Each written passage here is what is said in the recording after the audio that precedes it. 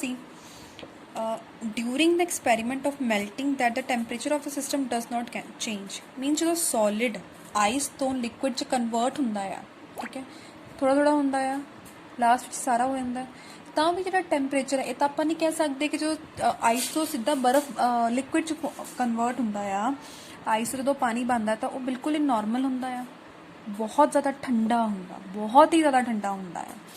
ਜਦੋਂ ਜਸਟ ਪੂਰਾ ਦਾ ਪੂਰਾ ਆਈਸ ਲਿਕੁਇਡ ਚ ਕਨਵਰਟ ਹੋਇਆ ਹੀ ਹੁੰਦਾ ਆ, ਉਹਨਾਂ ਦੋਨਾਂ ਦਾ ਟੈਂਪਰੇਚਰ ਹੁੰਦਾ ਆ ਉਹ ਸੇਮ ਹੁੰਦਾ ਹੈ। Okay, temperature of the system does not change, ਕਹਿੰਦੇ ਉਦੋਂ ਸਿਸਟਮ ਦਾ ਜਿਹੜਾ ਟੈਂਪਰੇਚਰ ਚੇਂਜ ਨਹੀਂ ਹੋਇਆ ਹੁੰਦਾ, ਠੀਕ ਹੈ, after the melting point is reached, ਠੀਕ ਹੈ, ਟਿਲ ਆਲ ਦਾ ਆਈਸ ਮੈਲਟਸ, ਜਦ ਤੱਕ ਪੂਰੀ ਦੀ ਪੂਰੀ ਆਈਸ ਮੈਲਟ ਨਹੀਂ ਹੁੰਦੀ। ਜਸਟ ਜਦੋਂ ਆਈਸ ਮੈਲਟ ਹੋਣਾ ਸਟਾਰਟ ਹੁੰਦੀ ਹੈ, ਜਿਹੜਾ ਮੈਲਟਿੰਗ ਹੋਇਆ ਵਾਟਰ ਹੁੰਦਾ ਆ ਉਹਦਾ ਟੈਂਪਰੇਚਰ ਤੇ ਆਈਸ ਦਾ ਟੈਂਪਰੇਚਰ ਸੇਮ ਹੀ ਹੁੰਦਾ ਆ, ਜਦ ਤੱਕ ਪੂਰੀ ਆਈਸ ਮੈਲਟ ਨਹੀਂ ਹੋ ਪਾਉਂਦੀ। ਦਿਸ ਹੈਪਨਸ ਈਵਨ ਦੋ ਵੀ continue to heat the beaker, ਕਹਿੰਦੇ ਹੁਣ ਮੈਲਟਿੰਗ ਪੁਆਇੰਟ ਰੀਚ ਹੋਣ ਤੋਂ ਬਾਅਦ ਪੂਰੀ ਆਈਸ ਮੈਲਟ ਕਦੋਂ ਹੁੰਦੀ ਹੈ, ਜਦੋਂ ਅਸੀਂ ਬੀਕਰ ਨੂੰ ਕੰਟੀਨਿਊਸਲੀ ਕੀ ਕਰਦੇ ਹਾਂ, ਹੀਟ ਸਪਲਾਈ ਕਰਦੇ ਹਾਂ। This heats gets used up in changing the state by overcoming the forces of attraction. ਹੁਣ ਆਈਸ ਜਦੋਂ ਪੂਰੀ ਦੀ ਪੂਰੀ ਲਿਕੁਇਡ ਚ ਕਨਵਰਟ ਹੋ ਗਈ, ਪੂਰਾ ਦਾ ਪੂਰਾ ਵਾਟਰ ਚ ਕਨਵਰਟ ਹੋ ਗਿਆ, ਦੈਨ ਅਸੀਂ ਉਹਨੂੰ ਫਰਦਰ ਹੀਟ ਦੇ ਰਹੇ ਹਾਂ, ਤਾਂ ਉਹ ਜਿਹੜੀ ਹੀਟ ਹੈ ਉਹ ਸੋਲਿਡ ਦੇ ਵਿੱਚ ਜਿਹੜੇ ਪਾਰਟੀਕਲਸ ਹੁੰਦੇ ਨੇ ਉਹਨਾਂ ਦੇ ਫੋਰਸ ਆਫ ਅਟਰੈਕਸ਼ਨ ਨੂੰ ਓਵਰਕਮ ਕਰਦੀ ਹੈ। ਓਵਰਕਮ ਕਰਦੀ ਹੈ ਮਤਲਬ ਉਹਦੇ ਵਿੱਚ ਸਪੇਸ ਜਿਹੜਾ ਆ ਵਧਾਉਂਦੀ ਹੈ। as this heat energy is absorbed by ice without showing any rise in temperature। just ਆਪਾਂ ਸਟਾਰਟ ਹੀ ਕੀਤਾ ਹਲੇ ਆਈਸ ਨੂੰ ਹੀਟ ਕਰਨਾ, ਹੌਲੀ ਹੌਲੀ ਉਹ ਮੈਲਟ ਹੋ ਰਿਹਾ ਆ। ਮੈਲਟ ਹੋਣ ਦੇ 1-2 ਸੈਕਿੰਡ ਤੱਕ ਜਦੋਂ ਅਸੀਂ ਦੇਖਾਂਗੇ ਤਾਂ ਵਾਟਰ ਦਾ ਤੇ ਆਈਸ ਦਾ ਜਿਹੜਾ ਟੈਂਪਰੇਚਰ ਆ ਉਹ ਸੇਮ ਹੀ ਆ। ਤਾਂ ਫਿਰ ਉਹ ਹੀਟ ਇੰਨੀ ਗਈ ਕਿੱਥੇ? ਉਹ ਹੀਟ ਨੇ ਕੀ ਕੀਤਾ, ਉਹਦੇ ਪਾਰਟੀਕਲਸ ਵਿੱਚ ਜਿਹੜਾ ਫੋਰਸ ਆਫ ਅਟਰੈਕਸ਼ਨ ਸੀਗਾ ਉਹਨੂੰ ਘਟਾਇਆ, ਔਰ ਇਹ ਪ੍ਰੋਸੈਸ ਉਨੀ ਦੇਰ ਤੱਕ ਹੁੰਦਾ ਜਾਏਗਾ ਜਿੰਨੀ ਦੇਰ ਤੱਕ ਜਿਹੜਾ ਪੂਰਾ ਆਈਸ ਹੈ ਉਹ ਲਿਕੁਇਡ 'ਚ ਕਨਵਰਟ ਨਹੀਂ ਹੋਏਗਾ। ਜਦੋਂ ਪੂਰਾ ਦਾ ਪੂਰਾ ਆਈਸ ਜਿਹੜਾ ਲਿਕੁਇਡ 'ਚ ਕਨਵਰਟ ਹੋ ਗਿਆ, ਦੈਨ ਅਸੀਂ ਉਹਨੂੰ ਫਰਦਰ ਹੀਟ ਕਰਾਂਗੇ। ਉਸ ਟਾਈਮ ਜਿਹੜੀ ਲਿਕੁਇਡ ਹੈ ਉਹ ਗਰਮ ਹੋਣਾ ਸਟਾਰਟ ਹੋਏਗਾ।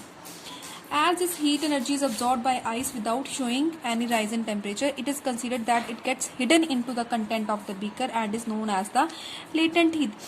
ਹੁਣ ਕਹਿੰਦੇ ਜਿੰਨੀ ਦੇਰ ਜਿਹੜਾ ਲਿਕੁਇਡ ਸੀਗਾ ਠੰਡਾ ਸੀਗਾ, ਸੋਲਿਡ ਆਈਸ ਤੋਂ ਕੂਲ ਆਈਸ ਤੋਂ ਲਿਕੁਇਡ 'ਚ ਕਨਵਰਟ ਹੋਇਆ ਲੇਕਿਨ ਟੈਂਪਰੇਚਰ ਚੇਂਜ ਨਹੀਂ ਆਇਆ, ਤਾਂ ਉਹ ਜਿਹੜੀ ਹੀਟ ਅਸੀਂ ਇੰਨੀ ਦੇਰ ਦਿੰਦੇ ਰਹੇ ਹਾਂ ਆਈਸ ਨੂੰ, ਉਹ ਹੀਟ ਨੂੰ ਅਸੀਂ ਕੀ ਬੋਲਾਂਗੇ? Latent heat. ਜਦ ਤੱਕ ਸਾਨੂੰ ਉਹ ਹੀਟ ਉਸ ਵਾਟਰ 'ਚੋਂ ਮਹਿਸੂਸ ਨਹੀਂ ਹੁੰਦੀ, ਤਦ ਤੱਕ ਜਿਹੜੀ ਅਸੀਂ ਹੀਟ ਦਿੱਤੀ ਹੈ ਮੈਟਰ ਨੂੰ, ਸੋਲਿਡ ਨੂੰ ਸਟੇਟ ਚੇਂਜ ਕਰਨ ਵਾਸਤੇ, ਉਹ ਹੀਟ ਕੀ ਹੈ? Latent heat. Latent the mean hidden. The amount of heat energy required to change 1 kg of solid into liquid at atmospheric pressure is at its melting point is known as the latent heat of fusion। ਕਹਿੰਦੇ solid ਨੂੰ liquid ਵਿੱਚ convert ਹੋਣ ਲਈ at room temperature atmospheric pressure ਤੇ ਜੋ heat ਅਸੀਂ ਦਿੰਨੇ ਆ ਉਹ ਕੀ ਹੈ? latent heat of fusion। fusion the mean ਤੁਹਾਨੂੰ ਮੈਂ already ਦੱਸਤਾ ਕਿ melting ਹੁੰਦਾ ਹੈ।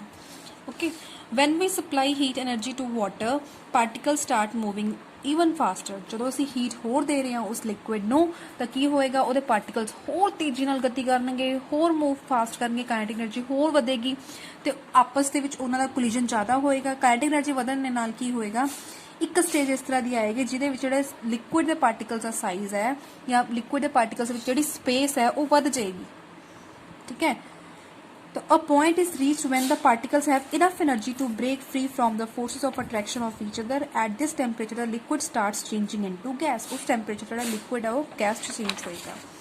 The temperature at which a liquid starts boiling at the atmospheric pressure is known as the boiling point। ਕਹਿੰਦੇ ਉਹ temperature ਜਿਹਦੇ ਵਿੱਚ liquid boil ਹੋਣਾ start ਹੁੰਦਾ ਉਹਨੂੰ ਅਸੀਂ boiling point ਬੋਲਦੇ ਹਾਂ। ਔਰ boiling point of water ਕੀ ਹੁੰਦਾ? 100 degree Celsius। freezing point of water ਕੀ ਹੁੰਦਾ ਆ?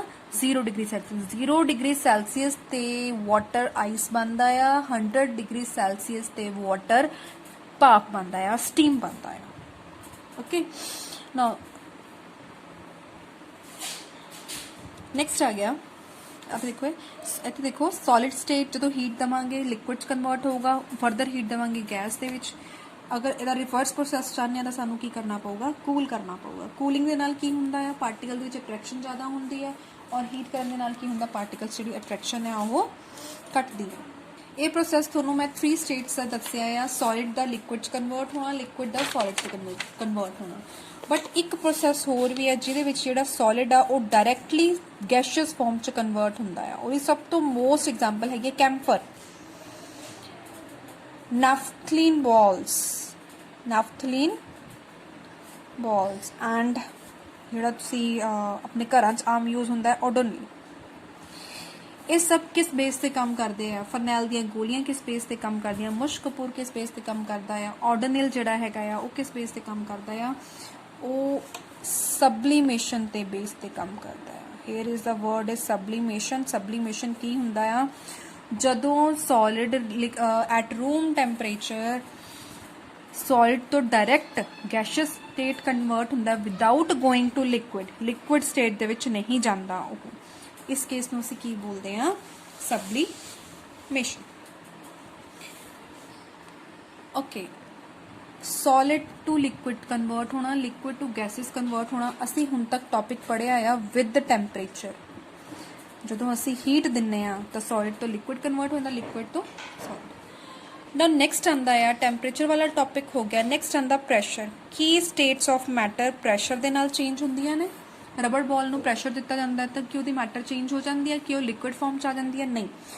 ਬਟ ਅਗਰ ਲਿਕੁਇਡ ਨੂੰ ਪ੍ਰੈਸ਼ਰਾਈਜ਼ ਕੀਤਾ ਜਾਂਦਾ ਹੈ ਜਾਂ ਗੈਸ ਨੂੰ ਪ੍ਰੈਸ਼ਰਾਈਜ਼ ਕੀਤਾ ਜਾਂਦਾ ਹੈ ਤਾਂ ਕੀ ਉਹ ਲਿਕੁਇਡ ਫਾਰਮ 'ਚ ਕਨਵਰਟ ਹੁੰਦਾ ਹੈ? ਇਹਦਾ ਆਂਸਰ ਹੈ yes. whenever we press a gas in a cylinder then it will convert into a liquid form। ਇਹਦੀ ਸਭ ਤੋਂ most common example ਕੀ ਹੈ? CNG and LPG। okay,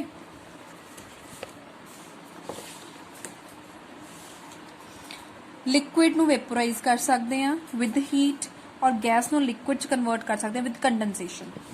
solid ਨੂੰ गैस च कन्वर्ट कर सकते हैं with sublimation. Similarly gas solid च कन्वर्ट हो सकता है विद सब्लिमेशन। सॉलिड ਨੂੰ लिक्विड च कन्वर्ट कर सकते हैं विद फ्यूजन और मेल्टिंग। सिमिलरली लिक्विड ਨੂੰ सॉलिड च कन्वर्ट कर सकते हैं विद कूलिंग और सॉलिडिफिकेशन। कूलिंग ਨੂੰ ਅਸੀਂ ਹੋਰ वर्ड भी दे सकते हैं, सॉलिडिफिकेशन। नेक्स्ट टॉपिक हैगा इवैपोरेशन। ਇੱਥੇ ਮੈਂ ਤੁਹਾਨੂੰ वेपोराइजेशन बोलिया ना, वेपो जिथे V ਤੋਂ स्टार्ट हो रहा, वेपोराइजेशन मीनस ਆਪਾਂ हीट दे रहे उस चीज़। here is evaporation। evaporation means ਹੁਣ sublimation ਤਾਂ ਕਰ ਲਿਆ, sublimation Ki C? solid to liquid। now next is evaporation। evaporation ਕੀ ਹੈ? liquid to directly gaseous state। ਜਿਹੜੀ evaporation ਹੈ ਉਹ ਬਹੁਤ normal room temperature ਤੇ ਵੀ ਹੁੰਦੀ ਹੈ, ਠੀਕ ਹੈ। ਲਾਈਕ ਅਗਰ ਤੁਹਾਡੇ ਰੂਮ 'ਚ ਪਾਣੀ ਡੁੱਲ ਜਾਂਦਾ ਹੈ, ਠੀਕ ਹੈ, ਕੁਝ ਵਾਟਰ ਤਾਂ ਅਬਜ਼ੌਰਬ ਹੋ ਜਾਂਦਾ ਹੈ, ਕੁਝ ਜਿਹੜਾ ਵਾਟਰ ਹੈ ਉਹ ਗੈਸ ਦੀ ਫਾਰਮ ਦੇ ਵਿੱਚ रूम स्प्रेड हो जाता है। ओके, इवैपोराइजेशन दी डेफिनेशन की है? The phenomena of change of liquid into vapours. Liquid दा वेपर्स दे विच कन्वर्ट होना। किसी भी लिक्विड नूं जदों वेपर च कन्वर्ट हो जाता है, गैस च कन्वर्ट हो जाता है, किसी भी टैंपरेचर ते बिलो इट्स बॉइलिंग पॉइंट, ਉਹਦਾ बॉइलिंग पॉइंट नहीं होना चाहिए वो टैंपरेचर, ਤੇ उस केस ਤੋਂ ਅਸੀਂ ਕੀ ਬੋਲਦੇ ਹਾਂ? इवैपोरेशन।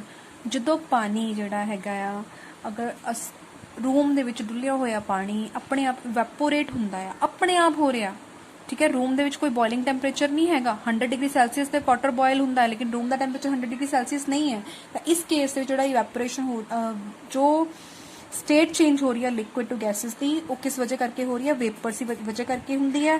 ਤੇ ਇਸ ਪ੍ਰੋਸੈਸ ਨੂੰ ਅਸੀਂ ਕੀ ਬੋਲਦੇ ਹਾਂ? ਇਵੈਪੋਰੇਸ਼ਨ। ਇਵੈਪੋਰੇਸ਼ਨ ਕੁਝ ਚੀਜ਼ਾਂ ਦੇ ਉੱਪਰ ਡਿਪੈਂਡ ਕਰਦੀ ਹੈ। ਕਿਸ ਚੀਜ਼ ਤੇ ਡਿਪੈਂਡ ਕਰਦੀ ਹੈ? Factors affecting evaporation. ਕੀ ਚੀਜ਼ ਡਿਪੈਂਡ ਕਰਦੀ ਹੈ ਇਵੈਪੋਰਾਈਜੇਸ਼ਨ ਤੇ? ਸਭ ਤੋਂ ਪਹਿਲੇ ਡਿਪੈਂਡ ਹੁੰਦਾ ਹੈ ਇਨਕਰੀਜ਼ ਆਫ ਸਰਫੇਸ ਏਰੀਆ। ਬੱਚੇ, ਇੱਕ ਗਲਾਸ ਦੇ ਵਿੱਚ ਪਾਣੀ ਪਿਆ ਆ ਔਰ ਇੱਕ ਥਾਲ ਦੇ ਵਿੱਚ ਪਾਣੀ ਪਿਆ ਆ। ਅਗਰ ਤੁਸੀਂ 2 ਚਮਚ ਗਲਾਸ ਵਿੱਚ ਪਾਓਗੇ, 2 ਚਮਚ ਥਾਲ 'ਚ ਪਾਓਗੇ, 2-3 ਦਿਨ ਲਈ ਰੱਖ ਦੋਗੇ ਤਾਂ ਜਿਹੜਾ ਥਾਲ ਦੇ ਵਿੱਚ ਪਾਣੀ ਪਾਇਆ ਹੋਇਆ ਜਾਂ ਪਲੇਟ 'ਚ ਪਾਇਆ ਹੋਇਆ ਉਹ ਪਾਣੀ ਸੁੱਕ ਜਾਏਗਾ, ਠੀਕ ਹੈ। ਬਟ ਗਲਾਸ ਦੇ ਵਿੱਚ ਪਿਆ ਹੋਇਆ ਪਾਣੀ ਸੁੱਕੇਗਾ ਨਹੀਂ। ਕਿਉਂ? ਕਿਉਂਕਿ ਉਹਦਾ ਸਰਫੇਸ ਏਰੀਆ ਘੱਟ ਹੈ ਤੇ ਇੱਕ ਜਿਹੜੀ ਥਾਲ ਹੈ ਬੜੀ ਸਾਰੀ, ਉਹਦਾ ਸਰਫੇਸ ਏਰੀਆ ਜ਼ਿਆਦਾ ਹੈ। ਤਾਂ ਜਿੰਨਾ ਜ਼ਿਆਦਾ ਸਰਫੇਸ ਏਰੀਆ ਹੋਏਗਾ ਉਨੀ ਜ਼ਿਆਦਾ ਰੇਟ ਆਫ वेपोराइजेशन ਹੋਏਗੀ। ਉਹ ਸਭ ਤੋਂ ਬੈਸਟ ਐਗਜ਼ਾਮਪਲ ਹੈਗੀ ਹੈ ਕੱਪੜਿਆਂ ਦਾ ਸੁੱਕਣਾ।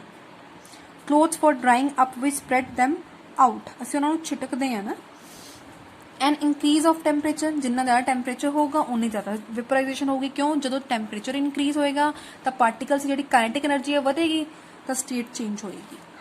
A decrease in humidity, humidity जो डिक्रीज करूगी, मॉइस्चर डिक्रीज करेगा। मॉइस्चर मीनस बारिश वाले दिन दे विच सिल हुंदी है, उत्थे इवैपोरेशन घट हुंदी है, लेकिन जो गर्मियां आंदियां बहुत ज़्यादा धुप हुंदी तो वैपोरेशन का रेट की हुंदा है, वध जांदा है। क्यों? क्योंकि ह्यूमिडिटी जिहड़ी है वो घट जांदी है। And increase in wind speed, कई बार कपड़े धुप च भी सुक जाते हैं तो कई बार कपड़े हवा च भी सुक जाते हैं। तो रीजन की है? विंड। विंड वाटर नू की कर दिंदी है? वेपोराइज कर दिंदी है। Okay, how does evaporation cause cooling? कहते इवैपोरेशन सानू ठंड किवें पहुंचाता है? ਇਹਦਾ ਬੈਸਟ ਐਗਜ਼ਾਮਪਲ ਆਪਾਂ ਕੂਲਰ ਲੈ ਲੈਂਦੇ ਆ। ਠੀਕ ਹੈ, ਕੂਲਰ ਤੋਂ ਸਾਨੂੰ ਠੰਡਕ ਮਿਲਦੀ ਹੈ, ਸਪੈਸ਼ਲੀ ਜਦੋਂ ਆਪਾਂ ਪਾਣੀ ਪਾ ਦਿੰਦੇ ਆ। ਬਾਈ और सैकेंड एग्जाम्पल एसीटोन दी, नेल पॉलिश रिमूवर जिहड़ा हुंदा है, अगर उन्होंने आप अपने पाम्स के उपर रखते हैं, ठीक है, तो सानू कूलिंग इफेक्ट शो होंदा उस जगह ते। थोड़ी देर बाद वो जिहड़ा लिक्विड जिहा हुंदा अपने आप ही डाइफ्यूज हो जाता है, खत्म ही हो जाता साडे हथ तो, लेकिन उसका इफेक्ट कूलिंग इफेक्ट काफ़ी देर तक रहिंदा है। क्यों? क्योंकि वो पार्टिकल्स जिहड़े हैगे ने साडी पाम तो एनर्जी गेन करते हैं, ठीक है, तो उन्होंने सराउंडिंग दे विच की कर दिंदे ने, इवैपोरेट कर दिंदे। ओके, ਇਹਦੀਆਂ ਹੋਰ ਐਗਜ਼ਾਮਪਲਸ ਵੀ ਦਿੱਤੀਆਂ ਹੋਈਆਂ ਨੇ ਵੀ ਅਸੀਂ ਕਾਟਨ ਕਲੋਥਸ ਕਿਉਂ ਪਾਉਂਦੇ ਆ, ਗਰਮੀਆਂ 'ਚ ਅਸੀਂ ਕਾਟਨ ਦੇ ਕੱਪੜੇ ਕਿਉਂ ਪਾਉਂਦੇ ਆ। ਉਹਦਾ ਰੀਜ਼ਨ ਕੀ ਹੈ? ਸਭ ਤੋਂ ਪਹਿਲਾਂ ਜਿਹੜਾ ਕਾਟਨ ਕਲੋਥ ਹੁੰਦਾ ਉਹ ਸਭ ਤੋਂ ਵਧੀਆ ਅਬਜ਼ੌਰਬਰ ਹੁੰਦਾ ਆ, ਸਾਡੀ ਸਵੈਟਿੰਗ ਵਗੈਰਾ ਅਬਜ਼ੌਰਬ ਕਰਦਾ ਆ, ਪਲੱਸ ਪੋਰਸ ਹੁੰਦਾ। ਪੋਰਸ ਮੀਨਸ ਉਹ ਚੀਜ਼ ਜਿਹ 'ਚ ਇੰਨੇ ਛੋਟੇ ਛੋਟੇ ਛੇਕ ਹੁੰਦੇ ਨੇ ਜਿਹਦੇ ਵਿੱਚ ਏਅਰ ਤਾਂ ਕ੍ਰਾਸ ਕਰ ਸਕਦੀ ਹੈ। ਏਅਰ ਕ੍ਰਾਸ ਹੋਣ ਦੀ ਵਜ੍ਹਾ ਕਰਕੇ ਕੀ ਹੁੰਦਾ, ਜਿਹੜਾ ਸਾਡੀ ਸਵੈਟਿੰਗ ਹੁੰਦੀ ਹੈ ਬੋਡੀ ਦੀ, ਉਹ ਏਅਰ ਦੇ ਨਾਲ ਕੀ ਹੋ ਜਾਂਦੀ ਹੈ, ਇਵੈਪੋਰੇਟ ਹੋ ਜਾਂਦੀ ਹੈ। ਠੀਕ ਹੈ, ਤੇ ਸਾਨੂੰ ਕੂਲਿੰਗ ਇਫੈਕਟ ਸ਼ੋ ਹੁੰਦਾ। ਉਹੀ ਰੀਜ਼ਨ ਜਿਹੜਾ ਹੈਗਾ ਕੂਲਰ ਦਾ। ਠੀਕ ਹੈ, ਕੂਲਰ ਦੇ ਨਾਲ ਜਿਹੜੀ ਕੀ ਹੁੰਦੀ ਹੈ, ਹਿਊਮਿਡਿਟੀ ਬਾਹਰ ਵਾਲੀ, ਕੂਲਰ ਦੇ ਅੰਦਰ ਹਿਊਮਿਡਿਟੀ ਜ਼ਿਆਦਾ ਹੁੰਦੀ ਹੈ, ਲੇਕਿਨ ਬਾਹਰ ਵਾਲੀ ਸਾਈਡ ਤੇ ਹਿਊਮਿਡਿਟੀ ਘੱਟ ਹੁੰਦੀ ਹੈ। ਤੇ ਹਿਊਮਿਡਿਟੀ ਘੱਟ ਹੋਣ ਦੀ ਵਜ੍ਹਾ ਕਰਕੇ ਜਿਹੜਾ ਵਾਟਰ ਆ ਇਨਸਾਈਡ ਕੂਲਰ ਉਹ ਇਵੈਪੋਰੇਟ ਹੋ ਜਾਂਦਾ ਆ from the inside to the outside, ਤੇ ਕੂਲਿੰਗ ਇਫੈਕਟ ਸਾਡੇ ਰੂਮ ਦੇ ਵਿੱਚ ਆਉਂਦਾ ਹੈ। ਓਕੇ, ਇਹਦੇ ਨਾਲ ਵਿੱਚ ਸਾਡਾ ਚੈਪਟਰ ਖਤਮ ਹੋ ਜਾਂਦਾ ਹੈ, फर्स्ट चैप्टर। किसी बच्चे को कोई प्रॉब्लम है, कोई क्वेश्चनिंग है, क्वेरी है, यू मस्ट कमेंट मी और ask any question. Thank you.